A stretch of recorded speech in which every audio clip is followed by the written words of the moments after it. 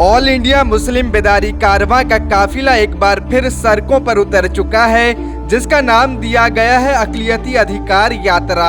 अपने नाम से ही यात्रा का मतलब और मकसद दोनों स्पष्ट है। इस यात्रा के माध्यम से कारवां के अध्यक्ष नजर आलम जिले भर में ही नहीं बल्कि प्रदेश भर में घूम घूम कर सियासी अधिकार लेने के लिए अल्पसंख्यक समाज के लोगों को जागरूक करेंगे।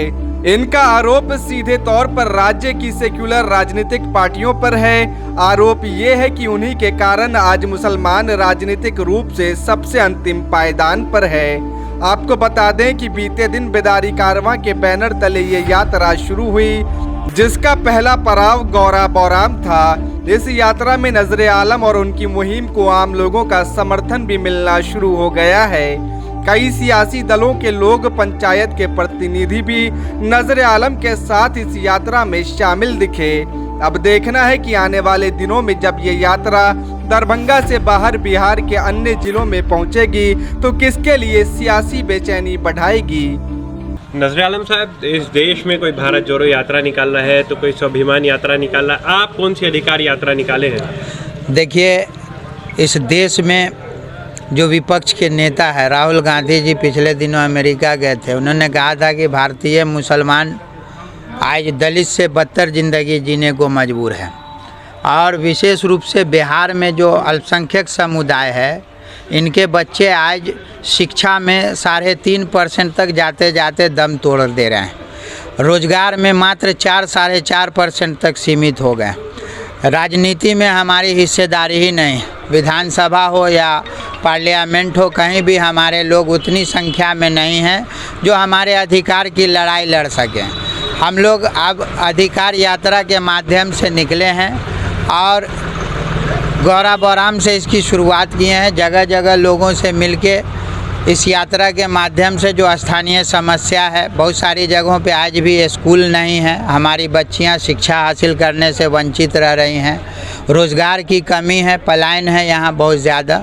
तो इन सारी समस्याओं को जान रहे हैं, समझ रहे हैं, और जो राजनीतिक हिस्सेदारी की ज़रूरत है उस पर भी हम एकजुटता का माहौल बनाने की कोशिश कर रहे हैं। और इसके लिए हम सभी लोगों से आग्रह भी करेंगे कि इस में ज़्यादा से ज़्यादा लोग जुड़ें। इसका किसी राजनीतिक पार्टी से या किसी नेता से कोई लेना देना नहीं है, किसी के विरोध में नहीं है। सीधा सीधी अब भाषण नहीं, हिस्सेदारी की बात होगी, और जो हमारे समाज की मजबूती और अधिकार की बात करेगी, हम उसके साथ आने वाले विधानसभा में जाने के लिए सोचेंगे। ये बताइए कि आप अधिकार यात्रा निकाले हैं, आज 17 नवंबर है, ये यात्रा आज से आप शुरू किए हैं, गौरा बौराम है, कब तक होगी और कहाँ तक इसका आखिर चोटिल क्या होगा? देखिए, ये तो पूरे बिहार में होना है, लेकिन चूँकि हम लोगों ने एक ऐलान कर दिया था तो गौरा बौराम दरभंगा ज़िला का ये विधानसभा क्षेत्र है गौरा बौराम, तो यहाँ से इसकी शुरुआत हुई है और अब ये लगातार सिलसिला चलेगा।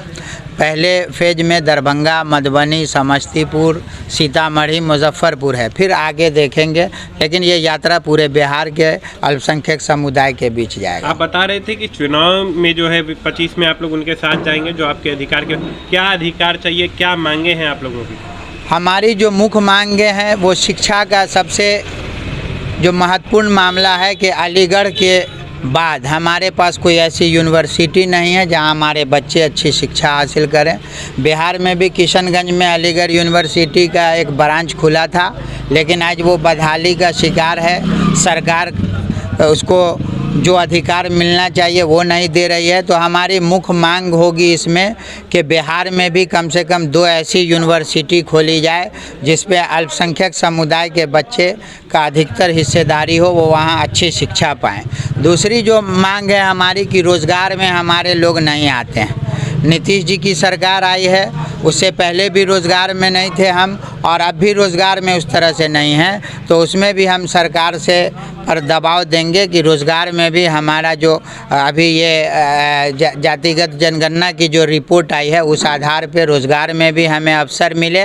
और सियासी हिस्सेदारी की जहाँ तक बात की आपने, तो 45 से 48 सीट बिहार में ऐसी है जिस पर डायरेक्ट अल्पसंख्यक मुस्लिम वोट निर्णायक है और जहां से हमारे लोग जीत करके असेंबली जा सकते हैं। लेकिन ये दुर्भाग्य है कि जिन पार्टियों को हमने हमेशा वोट दिया, सम्मान दिया, भाजपा के डर से दिया, आरएसएस के डर से दिया, उसने हमें अधिकार से वंचित रखा। अब ये डर, ये खौफ निकालने के लिए भी हम लोग निकले हैं। और सबसे जो बड़ी बात है कि जो समाज अपनी आवाज़ नहीं उठा सकता, गूंगी हो जाएगी, उसे अधिकार भी नहीं मिलने वाला।